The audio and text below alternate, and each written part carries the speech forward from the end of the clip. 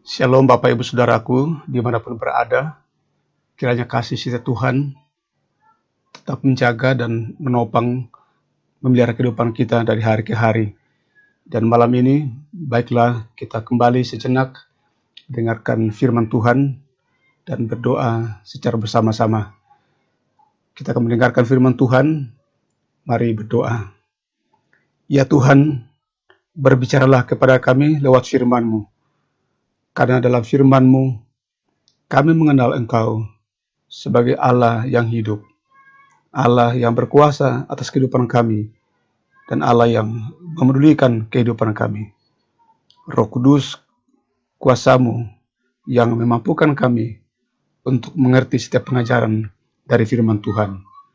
Di dalam nama Tuhan Yesus kami berdoa. Amin. Saudara, kembali kita mendengarkan pesan firman Tuhan dari surat Yakobus, pasalnya yang kelima, ayat 17 hingga ayatnya yang ke-18 yang mengatakan, Elia adalah manusia biasa, sama seperti kita, dan ia telah bersungguh-sungguh berdoa supaya hujan jangan turun, dan hujan pun tidak turun di bumi selama 3 tahun 6 bulan. Lalu ia berdoa pula, dan langit menurunkan hujan, dan bumi pun mengeluarkan buahnya. Tema kita mengatakan bersungguh-sungguh berdoa.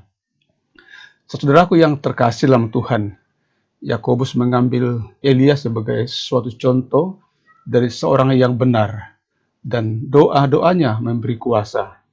Doa orang yang benar bila dengan yakin didoakan sangat besar kuasanya. Kita ingat tentu latar belakang kejadian tentang Elia berdoa yang diceritakan dalam pertama Raja-Raja pasal 17 hingga pasal yang ke-18, saat Raja Ahab yang jahat beserta Isabel permaisurinya, ia telah menjauhkan bangsa Israel dari Tuhan dan menyuruh mereka menyembah Baal.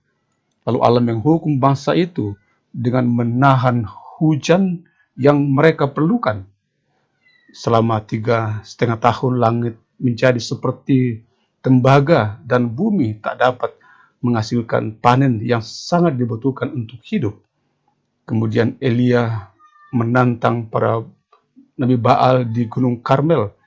Sepanjang hari para nabi itu berteriak-teriak kepada Allah mereka, yaitu nabi-nabi Baal, tetapi tak ada jawaban. Pada waktu mempersembahkan korban petang, Elia memperbaiki mezbah tersebut dan menyiapkan korban. Ia hanya berdoa sekali, dan api turun dari langit menyambar korban itu.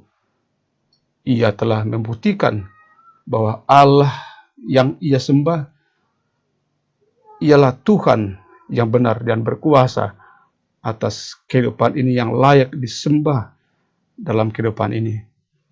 Tapi bangsa Israel masih memerlukan hujan. Elia naik ke atas puncak Gunung Karmel dan bersujud di hadapan Tuhan dalam doa. Ia berdoa dan 7 kali ia menyuruh bujangannya melihat apabila ada tanda-tanda akan hujan. Dan pada kali yang ke-7, bujangannya melihat awan kecil, tanda bahwa tak lama lagi hujan akan turun.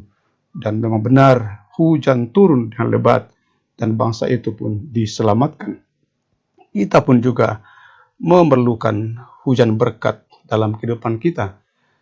Saudaraku yang terkasih dalam Tuhan, Elia adalah manusia biasa sama seperti kita. Itu ditulis oleh Yakobus pasal 5 ayat 17. Ia tidak sempurna. Kenyataannya setelah kemenangannya di Gunung Karmel, ia pun sebagai manusia mengalami ketakutan. Lalu ia bersembunyi di sebuah gunung, seakan-akan meninggalkan tempat di mana ia berjuang selama ini mengalami Tuhan. Tetapi Allah melawatnya dan menjumpainya dan memberikannya kekuatan. Elia berdoa dalam iman, sebab Allah berkata kepadanya bahwa ia hendak memberi hujan. Itu mengimani apa yang Tuhan katakan. Doa sesuatu hal yang sangat penting dalam kehidupan kita. Robert Law pernah mengatakan berdoa di mana Allah memetakan kehendak dan kuasanya di bumi atau di dunia ini. Di dalam doa, tidak bisa dipisahkan doa dari firman. Firman Allah dan doa adalah satu kesatuan. Dalam firman, kita melihat bagaimana janji-janji Allah itu. Dan dengan janji itu, kita menantikannya ketika kita berdoa. Amin. Mari kita berdoa. Ya Tuhan Bapa kami, Engkau yang telah menyuruh kami mendoakan semua orang. Kami mengingat malam ini orang-orang yang membutuhkan doa kami. Saudara kami yang mungkin sendirian, yang merasa kesepian, yang bergumul dengan hari-hari hidup ini, entah karena kesedihan, ataupun karena sakit penyakit, atau perjuangan-perjuangan hidup lainnya. Kami percaya begitu banyak keluarga yang mendoakan, dan doa yang juga sungguh-sungguh lahir dari iman dan dalam hati setelah membaca firman Tuhan. Tolonglah kiranya ya Tuhan, agar dimanapun saat ini jemaat-Mu berada, kasih-Mu menjaga dan menopang. Terkhusus kami dalam usia lanjut, dan beberapa orang tua kami yang dirawat di rumah selain karena sakit, juga karena dalam usia lanjut. Topanglah dan peliharakanlah. Lindungi kami pada jam-jam malam yang gelap ini, dan beri kami istirahat yang cukup. Biarlah kami merasakan lindungan tangan-Mu, tangan-Mu yang kuat, topangan-Mu yang sungguh perkasa, hingga besok pagi kami dibangunkan di dalam kuasa dan kasih-Mu.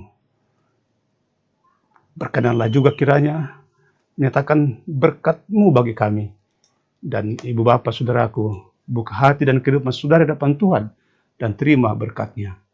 Tuhan memberkati engkau dan melindungi engkau. Tuhan menyinari engkau dengan wajah-Nya dan memberi engkau kasih karunia. Tuhan menghadapkan wajah-Nya kepadamu dan memberi engkau damai sejahtera. Amin.